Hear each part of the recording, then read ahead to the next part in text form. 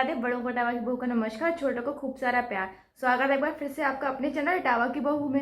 आप लोग कैसे हैं? हम लोग तो बहुत बढ़िया हैं। और मैंने व्लॉग शुरू कर दिया, मतलब ये सुबह सुबह का टाइम है और बाहर हो रही है बारिश। मतलब मौसम बहुत अच्छा हो रहा है, इतनी तेज हवा चल रही है, इतनी तेज बारिश हो रही। तो चलिए मैं आपको दिखाती हूँ।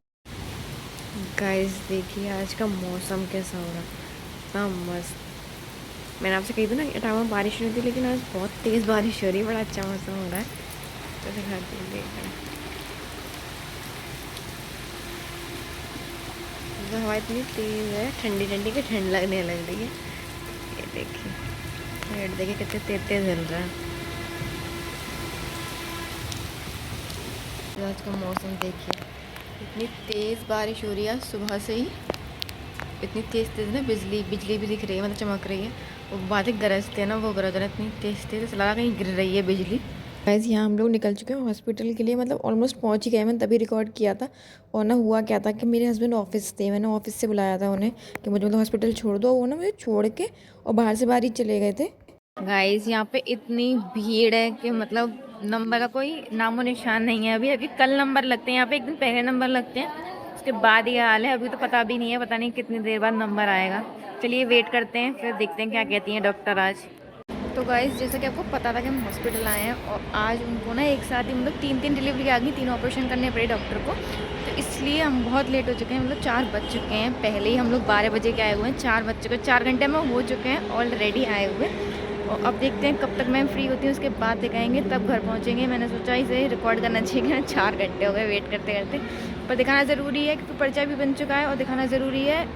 आज की ही डेट है, मुझे दिखाना ही है इसलिए, वरना बहुत से लोग ऐसे भी थे जो घर लौट के चले गए, लेकिन हम जा नहीं सकते। तो चलिए वेट करते हैं मैडम का कि वो कब आती हैं और कब हमें देखती हैं। और पूरे 4.5 घंटे के बाद मेरा मतलब नंबर आया, मैं दिखा के तो मैंने हस्बैंड को फ़ोन किया कि आप मतलब आ जाओ, मुझे ले जाओ। तब ये ऑफिस से आए और मुझे घर छोड़ के आए। तो गैस हम लोग घर आ चुके हैं, 5 बज गए थे मैं घर आते आते, पर हम आ गए अब। वहाँ ना बहुत भीड़ ज़्यादा थी और उन्होंने 3 डिलीवरी करी थी। उन्होंने आज तो बीच बीच में उठ रही थी डिलीवरी की वजह से, क्योंकि इमरजेंसी थी तो उनको उठना ज़रूरी था, तो वो उठ रही थी, इसलिए और ज़्यादा टाइम हो गया। वरना वो 3 बजे तक ही बैठती हैं, उसके बाद बैठती नहीं है। लेकिन आज वो लेट हो गई थी तो थोड़ा एक्स्ट्रा बैठी वो। और मतलब मैं दिखाई आई थी उन्हें, तो उन्होंने ना 2 महीने की दवाई दी है। जैसे मेरा हर महीने अल्ट्रासाउंड हो रहा था अब तक, तो उन्होंने बोला कि इस बार 2 महीने की दवाई खाइए आप, उसके बाद अल्ट्रासाउंड कराएंगे। अब देखते हैं क्या होता है। तो चलिए, मुझे ना आपसे एक बात और करनी थी, लेकिन मैं वो करूँगी बाद में। मैं पहले खाना खा लेती हूँ, मुझे भूख लग रही है। तो मैं मिलती हूँ आपसे खाना खाने के बाद। गाइस आज बनी थी खाने में कड़ी ना। सुबह जब मैं गई थी तो चावल खा गई थी, फिर आके मैंने थोड़ी सी रोटी खाई। क्या खा रही हो बेटू ये? और ये ऐसे कौन खाता है? पहले हाथ से अपनी प्लेट कटोरी वो चम्मच में रखवाओ, फिर चम्मच से आप खाओ। आप खाती हो ऐसे? अच्छा, ये कोई नया तरीका है? नया तरीका है, खा लो। आपको मैगी अच्छी लगती है? कितनी अच्छी लगती है? कितनी अच्छी लगती है? कितनी? छारी, बहुत छारी। तो गाइज मैं आ गई हूँ छत पे। जैसे आपको पता है कि मैंने वहाँ हॉस्पिटल से आके खाना खाया था, उसके बाद मैंने बेटू की मैगी बनाई थी। मैगी देख के मैं माँ को कह आई थी, मतलब आप खिला देना, माँ से मैगी खिला रही। मैं आ गई छत पे। मेरा मतलब ना थोड़ा हॉस्पिटल में इतना टाइम हो गया था ना कि तुम्हें सिर में दर्द होना हुआ था, फिर आज का मौसम अच्छा था तो मैंने सोचा कि चलो थोड़ा छत पर वॉक कर लेती हूँ, अच्छे से घूमती हूँ। और ना एक और बात थी जो मुझे आप लोगों के साथ मतलब शेयर करनी थी, मतलब आप लोगों को एक स्टोरी बतानी थी। जैसे आपको पता है कि आज मैं हॉस्पिटल गई थी, जिन डॉक्टर को मैं दिखाती हूँ वो डॉक्टर रजनी रावत। उनके यहाँ ना एक मतलब तरीका है कि वो ना 2 रूम्स में बैठती हैं, कनेक्टिंग रूम्स होते हैं। एक साइड वो 2 डॉक्टर बैठाती हैं जो मतलब पेशेंट्स की हिस्ट्री और जो भी उन्हें दिक्कत होती है वो उनके पेपर पे लिखती हैं, और फिर वो कनेक्टिंग रूम से आप जा सकते हो डॉक्टर के पास। और दूसरे गेट से आपके हस्बैंड या जो भी मतलब आपके साथ होता है उसे बुलाती हैं। तो ना उस रूम में जो जो डॉक्टर वाला रूम होता है उसमें ना मैक्सिमम 7-8 लेडीज़ होती ही हैं, क्योंकि वहाँ सिटिंग स्पेस दे रखा है उन लोगों ने सबको बैठने के लिए।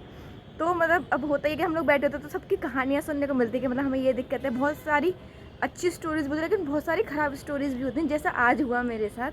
जैसे हम लोग गए थे तो वहाँ पे एक लेडी आई थी, उनकी शादी को काफ़ी टाइम हो चुका था, लेकिन ना उन्हें कंसीव करने में दिक्कत हो रही थी।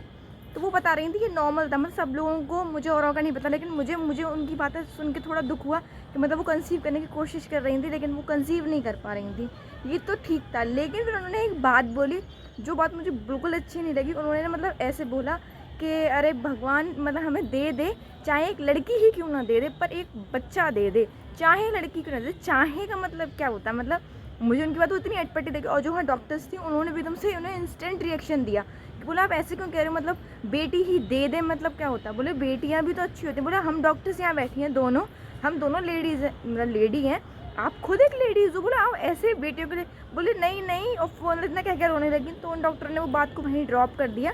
लेकिन उनकी बात सुन के मुझे इतना अटपटा लगा, क्योंकि मैं खुद एक बेटी हूँ, मेरी माँ एक लेडी हैं, सब मतलब माँ, मेरी सास, मेरे को खुद एक बेटी है।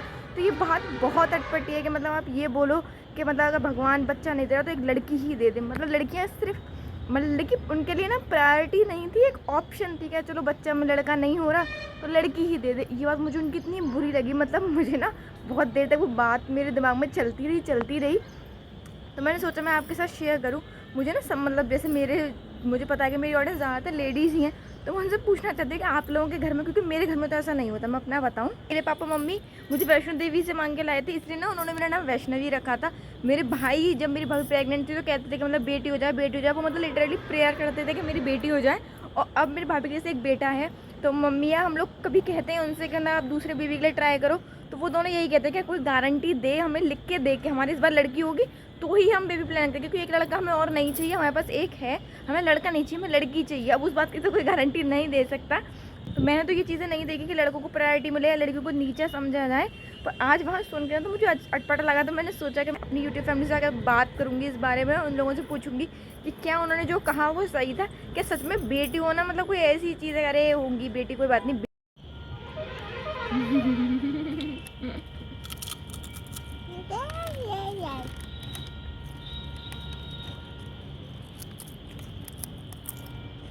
देखिए कोई ऐसी बेटियों के लिए कैसे कह सकता है कि अगर बेटा नहीं तो बेटी ही दे दो। बेटी कितनी प्यारी होती है ना, अब माँ से प्यार करती हो ना, और बेटे तो माँ को वैसे भी इतना प्यार करती है। पता नहीं आजकल लोगों को क्या हो गया है, क्या हो गया है उनकी सोच को, जो ऐसी बातें बोलते हैं। और कौन सुन रहा है? राज सुंदर है और अम्मा जी सुन रहे? हाँ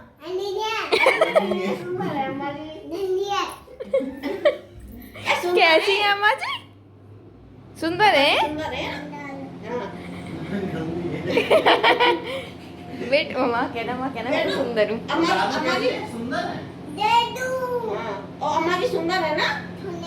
हाँ सुंदर है अम्मा जी। और दारू सुंदर है। तो चलिए गाइस, अब इस वीडियो को यहीं तक रखते हैं। अगर आपको मेरी वीडियो अच्छी लगी तो इसे लाइक कीजिएगा, चैनल को सब्सक्राइब कीजिएगा और एक कमेंट जरूर कीजिएगा। तो मिलते हैं अगले व्लॉग में, तब तक के लिए नमस्कार।